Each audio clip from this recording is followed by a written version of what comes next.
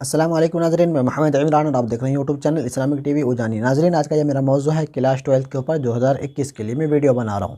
Video کا میرا part number 40 ہو چکا ہے اور آج کا میرا ویڈیو ہے پارٹ نمبر 41۔ اس ویڈیو کے اندر ہم آپ کو کچھ آبجیکٹیو والا یہاں پہ کوسچن میں آپ کو یہاں پہ لے کر کے آیا ہوں۔ تو چلیے ہم شروع کرتے ہیں اور آپ کو پڑھ کر کے سناتے ہیں اور بتانے کی بھی میں کوشش کروں گا۔ سب سے یہاں پہ پہلا سوال ہے، ذیل میں سے کون صوفی شاعر کی حیثیت سے مشہور ہیں؟ ذیل میں سے کون صوفی شاعر کی حیثیت سے مشہور ہیں؟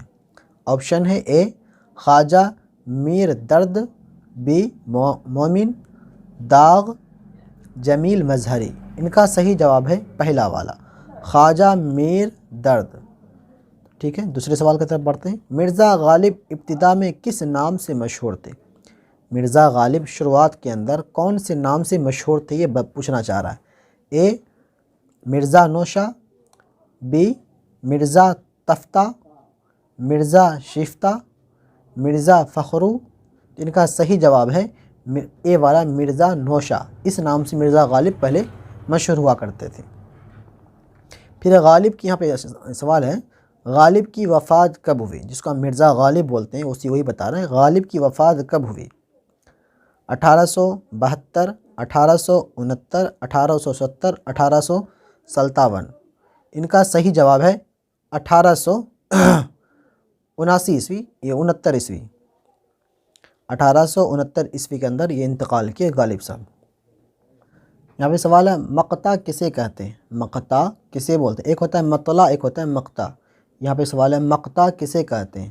غزل کے آخری شاعر کو، غزل کے پہلے شاعر کو، غزل کے دوسرے شاعر کو، غزل کے تیسرے شاعر کو؟ دیکھیں، مقطع جو ہوتا ہے غزل کے آخری شاعر کو مقطع بولتا ہے اور پہلے شاعر کو مطلع بولتا ہے۔ غزل کے پہلے شاعر کو کیا بولے گا؟ مطلع بولے گا، اور غزل کے آخری شاعر کو مقطع بولے گا۔ ٹھیک ہے نا، آپ کو یاد رکھنا ہے۔ پھر یہاں پہ سوال ہے، غزل کے اشعار میں جو لفظ بار بار آتا ہے اسے کیا کہتے ہیں؟ ردیف، قافیہ، حروف روی، حروف عطف۔ ان کا صحیح جواب ہے ردیف۔ ٹھیک ہے، شاعر اپنے اشعار میں اصلی نام کے علاوہ ایک مختصر نام استعمال کرتا ہے، اسے کیا کہتے ہیں؟ شاعر جب شاعری کرتے ہیں وہ بتا رہے اپنے اصلی نام کے علاوہ ایک مختصر سا نام استعمال کرتے ہیں، اسے کیا کہتے ہیں؟ مطلع، مقطع، تخلص، عرف۔ ان کا صحیح جواب ہے تخلص۔ جیسے کہ کوئی شاعر وغیرہ ہوتے ہیں اپنے نام کے آگے، جیسے یہاں پہ میں نے پڑھا مرزا، کوئی مرزا لگا لیتے ہیں، کوئی غالب لگا لیتے ہیں، کوئی ذوق لگاتے ہیں، کوئی مطلب بہت سارا ایسا اس طریقے سے نام ہے، ان کو کیا بولتا ہے؟ تخلص۔ تخلص نام جو ہوتا ہے جیسے مرزا ہو گیا، غالب ہو گیا، ذوق ہو گیا، یہ سب شاعر وغیرہ اپنے نام کے آگے پیچھے لگاتے ہیں۔ شاعر، پھر یہ ہو گیا میرا سوال، یہاں پہ تشبیب۔ تشبیب کا تعلق کس صنف شاعری سے ہے؟ تشبیب کا تعلق کس صنف شاعری سے ہے؟ قصیدہ، مثنوی، رباعی، مرثیہ۔ صحیح جواب ہے قصیدہ۔ تشبیب کا تعلق کس صنف شاعری سے ہے؟ قصیدہ سے ہے۔ اور ہم اوپر کر لیتے ہیں، قصیدہ کا وہ حصہ بتائیے جس سے غزل جیسی صنف پیدا ہوتی ہے۔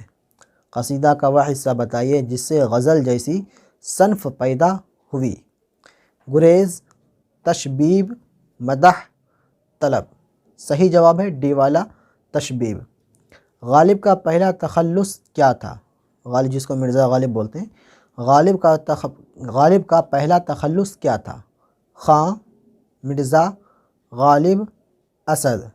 ان کا صحیح جواب ہے اسد۔ اور ہم اوپر کر لیتے ہیں، اسد اللہ خاں، یہ بھی نام تھا مرزا غالب کا، اسد اللہ خاں پہلا نام، اصل نام جو ان کا ہوا کرتا تھا۔ یہاں پہ ہے، اردو شاعری میں کون صنف مقبول ترین ہے؟ اردو شاعری میں کون صنف مقبول ترین ہے؟ غزل، نظم، مرثیہ، قصیدہ۔ جواب اے والا صحیح ہے، غزل۔ اردو شاعری میں کون صنف مقبول ترین ہے؟ تو غزل۔ ٹھیک ہے نا۔ غزل کس صنف شاعری سے ماخوذ ہے؟ زیادہ تر فلموں کے اندر یہ غزل ہی استعمال کیا جاتا ہے، جیسے ہم لوگ گانا وغیرہ سنتے ہیں تو فلموں کے اندر نہیں نظم کہا جاتا ہے، نہ مرثیہ، نہ قصیدہ، زیادہ تر استعمال ہوتا ہے یہ غزل ہی استعمال ہوا کرتا ہے۔ اب کے گانوں کے اندر یہ غزل استعمال نہیں ہوا کرتا ہے، پرانے گانوں کے اندر یہ غزل استعمال ہوا کرتا تھا۔ اردو اکثر و بیشتر اس کے اندر جو تحریر ہوا کرتا تھا، گانے کا جو لائن ہوا کرتا تھا، اس کے اندر اردو کا ہی استعمال کیا گیا ہے۔ اب کے گانے کے اندر تھوڑا مکس، کہیں انگریزی، کہیں ہندی، کہیں اردو، اس طریقے سے مکس ہوا کرتا ہے، لیکن پہلے کے زمانے کے اندر گانوں کے اندر زیادہ تر غزل اور اردو لفظ استعمال ہوا کرتا تھا۔ غزل کس صنف شاعری سے ماخوذ ہے؟ غزل کس صنف شاعری سے ماخوذ ہے؟ ان کا یہاں پہ آپشن دیا گیا، مرثیہ، قصیدہ، مثنوی، نظم۔ ان کا صحیح جواب ہے قصیدہ۔ غزل کس صنف شاعری سے ماخوذ ہے؟ قصیدہ۔ تو یہ تھا میرا لاسٹ والا جواب، میں یہاں پہ دے دیا ہوں۔ امید کرتا ہوں آپ کو ویڈیو اچھی لگی ہوگی۔ ویڈیو اچھی لگی تو ویڈیو کو لائک کریں، ویڈیو کو شیئر کریں، اور میرا ٹائم بھی بہت مختصر سا بچا ہوا ہے، جو کہ آپ کا ایگزام ہونے والا ہے فروری سے، تو 2-4 چیپٹر اور بچا ہوا ہے، جو کہ میں آپ کو پڑھ کر کے ایگزام سے پہلے میں آپ کو پورا کر دوں گا۔ اور آپ سے گزارش ہے، میری ویڈیو کو اگر شیئر نہیں کی تو زیادہ سے زیادہ لوگوں میں شیئر کریں، اور میرے چینل کو سبسکرائب نہیں کیا تو سبسکرائب کر کے بیل کو ضرور دبا دیں۔ ملتے ہیں اگلی ویڈیو میں، خدا حافظ۔